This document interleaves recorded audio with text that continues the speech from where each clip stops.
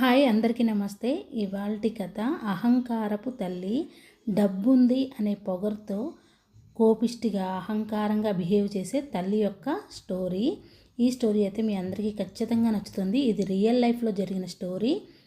అనగనగా ఒక ఊరిలో రామయ్య సీతమ్మ అనే భార్యాభర్తలు ఉండేవాళ్ళు. వాళ్ళకి ఒక కుమారుడు, ఇద్దరు కూతుర్లు. ఇద్దరి కూతుర్లకి కూడా పెళ్ళైపోయింది. కొడుకు కూడా పెళ్ళైపోయింది. కొడుకు భార్య పేరు సీత. రామ్ సీత వాళ్ళకి ఇద్దరు పిల్లలు. వాళ్ళకైతే కవల పిల్లలు. అయితే రామ్ సీతకి కొంచెం లేటుగా పిల్లలైతే పుట్టారు. అది కూడా స్వామి అనుగ్రహంతోనే పుట్టారు. సుబ్రహ్మణ్యేశ్వర స్వామి అనుగ్రహంతో పుట్టినారు కవల పిల్లలు. రామ్ సీత సిటీలో ఉంటారు జాబు పరంగా.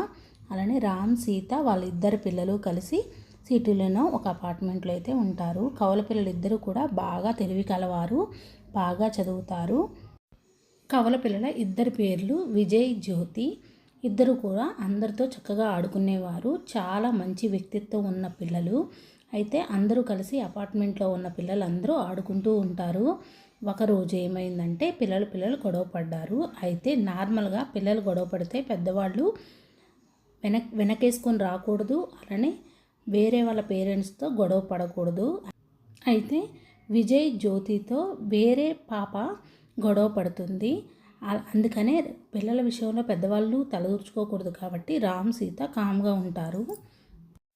రామ్ సీత ఎప్పుడు కూడా తమ పిల్లలకి నిజాయితీతో ఉండాలి, అందరితో కలిసిమెలిసి ఆడుకోవాలి, ఏమి గొడవలు పడొద్దు, ఎవరు ఏదైనా అన్నా అడ్జస్ట్ అయ్యకుండా పోవాలి, అందరూ కలిసి ఆడుకోవాలని మాత్రమే చెప్పేవాళ్ళు.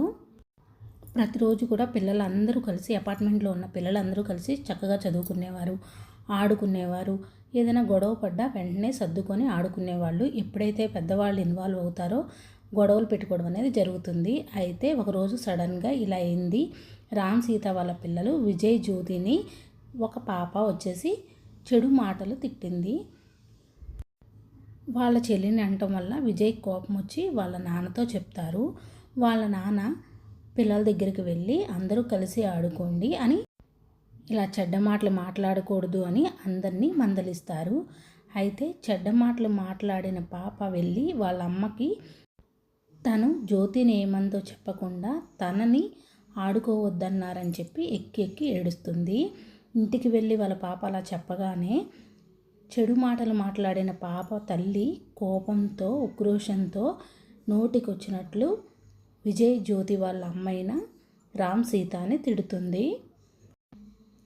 రామ్ సీత అయినా సరే మెదలకుండా ఉంటారు. ఎందుకంటే గొడవలు పడడం మంచిది కాదు అని. చెడు మాటలు మాట్లాడిన పాప జ్యోతిని తిట్టింది కాక మళ్ళీ ఇంటికి వెళ్ళి తనని తిట్టారని అబద్ధం చెబుతుంది. అయితే తల్లి నిజమా అబద్ధమా అని ఆలోచించకుండా తన నోటికొచ్చినట్లు కోపంతో, ఉక్రోషంతో జ్యోతి, విజయ్ల తల్లిదండ్రులని ఎలా పడితే అలా తిడుతుంది. రామ్ సీత చాలా నిజాయితీ పరులు, ఒక్కరి జోలికి వెళ్ళరు, ఎవరితో గొడవలు పడరు, పిల్లల్ని కూడా నిజాయితీగానే పెంచుతారు. కానీ చెడు మాటలు మాట్లాడిన పాప వాళ్ళ తల్లి మాత్రం రామ్ సీతని ఎలా పడితే అలా తిడుతుంది. అందుకని రామ్ సీత మాత్రం చాలా బాధపడతారు. చెడు మాటలు మాట్లాడిన అమ్మాయి పేరైతే కృష్ణ. ఆ కృష్ణ వాళ్ళ అమ్మ చాలా కోపంతో, ఉక్రోషంతో ఉంది. కానీ రామ్ సీత దగ్గరికి వచ్చే అంత ధైర్యం లేదు. ఎందుకు అంటే వాళ్ళ పాప ఏడ్చిందనే ఒక్క విషయంతో రామ్ సీతని ఎలా పడితే అలా తిడుతుంది. అలా తిడతాం తప్పే కదా.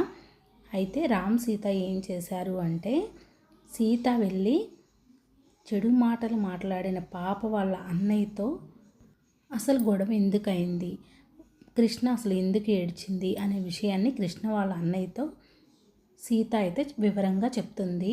జ్యోతిని ఏమని తిట్టింది అనే విషయం వాళ్ళకు తెలియజేయాలి అని కృష్ణ వాళ్ళ అన్నయ్యతో చెప్పి పంపిస్తుంది.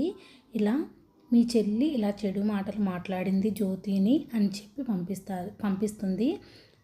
కృష్ణ వాళ్ళ అన్నయ్య వెళ్ళి కృష్ణ వాళ్ళ మదర్కి చెప్తాడు. వాళ్ళ మదర్కి అర్థమవుతుంది తను ఎంత తప్పు చేసిందో. తప్పు చేసింది కృష్ణ, మళ్ళీ తిట్టింది కృష్ణ వాళ్ళ మమ్మీయే. విజయ్, జ్యోతి ఎలాంటి తప్పు చేయలేదు. అలానే రామ్ సీతని కూడా ఎలా పడితే అలా తిట్టారు. రామ్ సీత అలా తప్పు కూడా లేదు. మనం తప్పు లేకుండా ఎవరిని ఒక మాట అనకూడదు. నోరు అదుపులో ఉండాలి. ఎలా పడితే అలా ఎవరిని పడితే వాళ్ళని ఒక మాట అనాలంటే 100 సార్లు ఆలోచించాలి. ఈ కోపిష్టైన అహంకారపు తల్లి ఎలా పడితే అలా తిట్టింది. ఆ మాటల్ని వెనక్కి తీసుకోలేదు కదా. కోట్లు ఉన్నాయని అహంకారంతో ఉంటే మన పతనమే స్టార్ట్ అవుతుంది. వాళ్ళ తల్లికి అదే అర్థమైంది.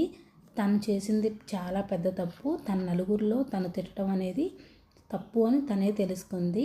చివరికి తనే రియలైజ్ అయింది. ఇది ఇవాల్టి కథ. నీతి: డబ్బు ఉందని అహంకారం పొగరు చూపించకూడదు. అహంకారంతో ఉంటే మన పతనమే స్టార్ట్ అవుతుంది. అందుకని ఎప్పుడైనా సరే మనం ఒక పని చేసేటప్పుడు మంచిదా చెడుదా లేదా అసలు జరిగిందా జరగలేదని 100 సార్లు ఆలోచించి ఆచితూచి అడుగు వేయాలి. నా కథపై మీ అభిప్రాయాన్ని కామెంట్ రూపంలో తెలియజేయండి. ఇది రియల్ లైఫ్లో జరిగిన స్టోరీ. మన ఛానల్ని ఫస్ట్ టైం చూస్తున్నట్టయితే సబ్స్క్రైబ్ చేసుకోండి. Thank you for watching. Bye అండి.